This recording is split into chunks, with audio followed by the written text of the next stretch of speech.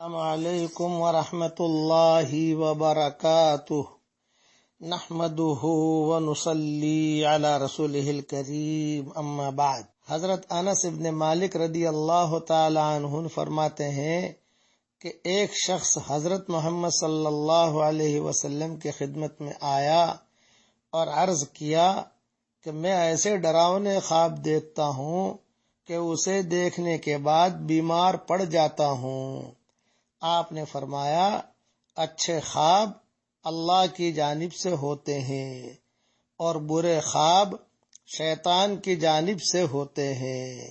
اگر تم میں سے کوئی ایسا برا خواب دیکھے تو بائیں طرف 3 مرتبہ تھوک دے، تھو تھو تھو 3 مرتبہ کر دے اور اعوذ باللہ من الشیطان الرجیم پڑھے تو اس سے کوئی نقصان نہ ہوگا۔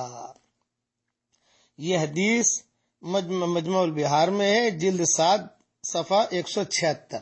وہاں تک نہ پہنچ سکو تو بکھرے موتی میں جلد 7 171 پر صفحہ 171 پر یہ حدیث ہے، وہاں دیکھ لینا آپ۔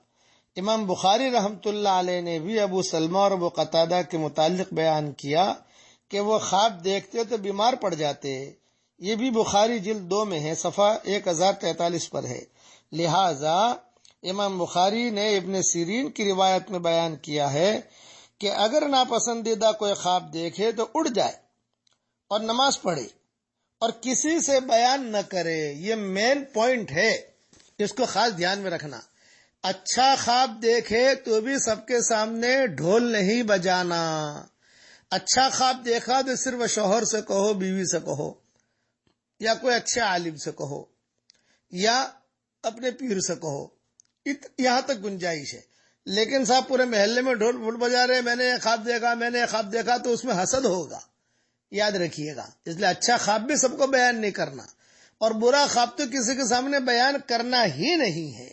جہاں برا خواب دیکھا 3 مرتبہ اعوذ باللہ من الشیطان الرجیم پڑھ لو اور تھو تھو کر لو، وہ خواب کی تعبیر ختم ہو جائے گی۔ مسند احمد کی روایت میں ہے کہ خواب، یہ حدیث بہت دھیان سے سمجھ لینا کہ مسند احمد کی روایت میں ہے کہ خواب کی مثال تو ایسی ہے جیسے پرندہ ہاتھ میں بیٹھا ہو۔ پرندہ ہاتھ میں بیٹھا ہوگا تو کتنی دیر رہے گا؟ آپ کا ہاتھ کھلا ہوا ہے، پرندہ فوراً اڑ جائے گا۔ اور اگر کسی کو تعبیر دے دی، کسی نے بتا دیا یہ تعبیر، تو آپ نے پرندہ پکڑ لیا اور پرندہ جانے والا نہیں ہے۔ اس لیے حضرت عائشہ سے حضور صلی اللہ علیہ وسلم فرماتے تھے کہ کبھی بھی کسی کو زیادہ تعبیر مت دو۔ تعبیر ہو یعنی کوئی چیز سمجھ میں آئے تو ڈھنگ کی بات بتاؤ۔ حافظ ابن حجر نے لکھا ہے کہ ارے برے خواب اگر دیکھے تو اس کے 5 ادب ہے۔ برے خواب 5 ادب یاد رکھنا۔ 5، نمبر 1 اعوذ باللہ من الشیطان الرجیم پڑھیے۔ نمبر 2 بائیں جانب تھتکار دیجئے۔ نمبر 3 کسی سے بیان مت کرو۔ نمبر 4 کروٹ بدل لو۔ نمبر 5 اٹھ کر نماز پڑھ لو۔ اور نمبر 6 کہ جو ہے اعوذ باللہ من الشیطان الرجیم پڑھ لو۔ اور نمبر 7 یہ دعا پڑھ لو، اعوذ بما عاذت به ملائکۃ اللہ ورسولہ من شر رؤیا ہذہ ان یصیبنی فیہا ما اکرہ فی دینی و دنیائے۔ ترجمہ: میں اس خواب کی تکلیف دہ امور سے اپنی دینی اور دنیاوی معاملات میں پناہ مانگتا ہوں، جیسے کہ خدا کے فرشتوں اور اس کے رسول نے پناہ مانگی ہے۔ یہ 7 چیزیں ہیں، اسے پلے باندھ لو، کسی کے سامنے بیان مت کرو۔ یہ بات حضور صلی اللہ علیہ وسلم بھی خواب دیکھتے، یاد رکھنا، حضور صلی اللہ علیہ وسلم بھی خواب دیکھتے، پھر حضور صلی اللہ علیہ وسلم اس کی تعبیر بھی دیتے۔ ابن عمر رضی اللہ تعالیٰ عنہ سے مروی ہے کہ حضور صلی اللہ علیہ وسلم نے ایک خواب بیان کیا کہ میرے سامنے دودھ لایا گیا، میں نے اسے پیا اور پی کر اس قدر سیراب ہوا کہ میں دیکھ رہا ہوں کہ اس کی سیرابی ناخن سے نکل رہی ہے۔ پھر جو دودھ بچا میں نے عمر کو دے دیا۔ لوگوں نے پوچھا حضرت کیا تعبیر ہے اس کی؟ آپ نے فرمایا اس کی تعبیر علم سے ہے۔ یہ روایت بخاری شریف جلد 2 میں ہے۔ اسی طریقے سے حضور صلی اللہ علیہ وسلم، ابن عمر فرماتے ہیں کہ انہوں نے خواب دیکھا، ابن عمر نے، کہ ان کی 2 انگلیوں میں سے ایک انگلی میں شہد اور دوسری انگلی میں گھی ہے۔ تو دونوں کو چاٹ رہے ہیں، شہد بھی چاٹ رہے، گھی بھی چاٹ رہے۔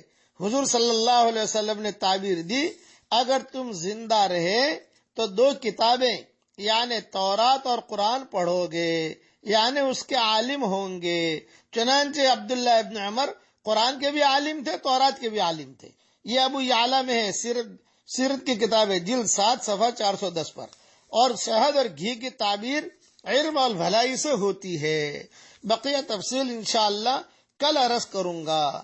ہاں بقیہ ابھی جو ہے طبیعت میں مزاجی نہیں ہے، لیکن چونکہ آج کل خوابوں میں ہمیشہ یاد رکھو، خواب کسی کے سامنے نہ اچھا نہ برا بیان نہیں کرنا۔ اچھا خواب آئے شوہر کو کہہ دو، بیوی سے کہہ دو، ماں سے کہہ دو، پیر سے کہہ دو، دوست سے کہہ دو، عالم سے کہہ دو۔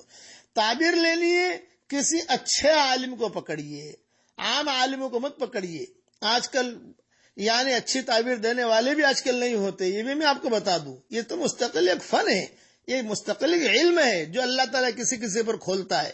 یہ ساری تفصیل میں نے میری کتاب بکھرے موتی جلد 7 میں صفحہ 176 صفحہ 177 پہ لکھی ہے۔ بقیہ تفصیل خوابوں کے سلسلے میں